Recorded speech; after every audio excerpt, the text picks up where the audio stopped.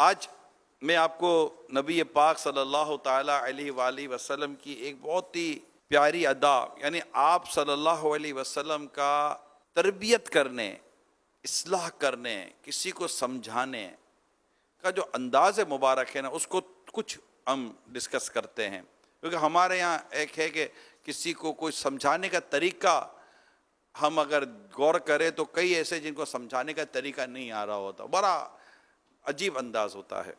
پیارے آقا صلی اللہ علیہ وسلم کی بارگاہ میں ایک ضرورت مند صحابی حاضر ہوتے ہیں اور آپ سے کچھ مانگتے ہیں۔ اب آپ تربیت فرما رہے ہیں، آپ نے ان کی تربیت کو یوں فرمائی، ان کے جو گھر کا جو سامان تھا اس کو 2 درہم میں آپ نے فروخت کر دیا۔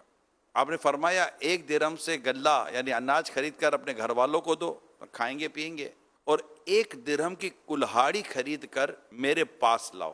جب وہ کلہاڑی لے کر آئے تو آپ صلی اللہ علیہ وسلم نے اپنے ہاتھوں سے اس میں لکڑی کا دستہ لگایا، کلہاڑی میں لکڑی کا دستہ لگایا، وہ پورا ایک اوزار بن گیا، اور فرمایا جاؤ لکڑیاں کاٹ کر بیچو، 15 دن تک مجھے نظر نہ آنا۔ یعنی 15 دن تک اب یہ کام تم کرو، مصروف کر دیا اس کو آپ نے۔ وہ صحابی چلے گئے۔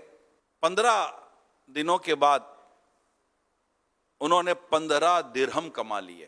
انہوں نے اس سے غلہ اور کپڑا خریدا۔ پیارے آقا صلی اللہ علیہ وسلم نے دیکھ کر فرمایا یہ کام تمہارے حق میں اس سے بہتر ہے کہ قیامت کے دن اس حال میں آؤ کہ تمہارے چہرے پر دھبا ہو۔ اب آپ غور کریں، پیارے آقا صلی اللہ تعالیٰ علیہ وسلم نے ان کی کس خوبصورتی کے ساتھ نہ صرف تربیت فرمائی بلکہ میں کہوں کہ ان کی مدد فرمائی، ان کی رہنمائی فرمائی، اور گویا کہ ان کے دن بدل دیے میرے آقا صلی اللہ علیہ وسلم نے۔ آقا تو ویسے ہی دل بدل دیتے ہیں، دل بدل دیتے ہیں، دن بدل دیتے ہیں، بدل دیتے ہیں آقا صلی اللہ علیہ وسلم۔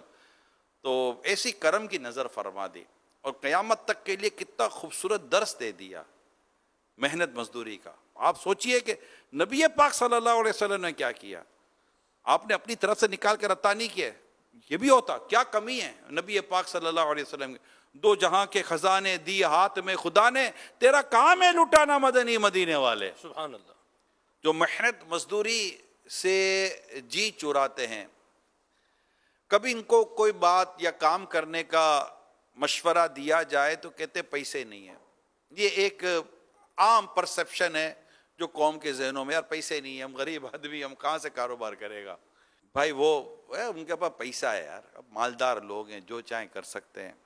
آپ مالداروں میں ایک بڑی تعداد کا بیک گراؤنڈ چیک کریں، ماضی چیک کریں، ان کا ماضی جو ہے نا وہ پیسے والا نہیں تھا۔ یعنی بہت مطلب کئی امیر کا ماضی غربت کا ہے۔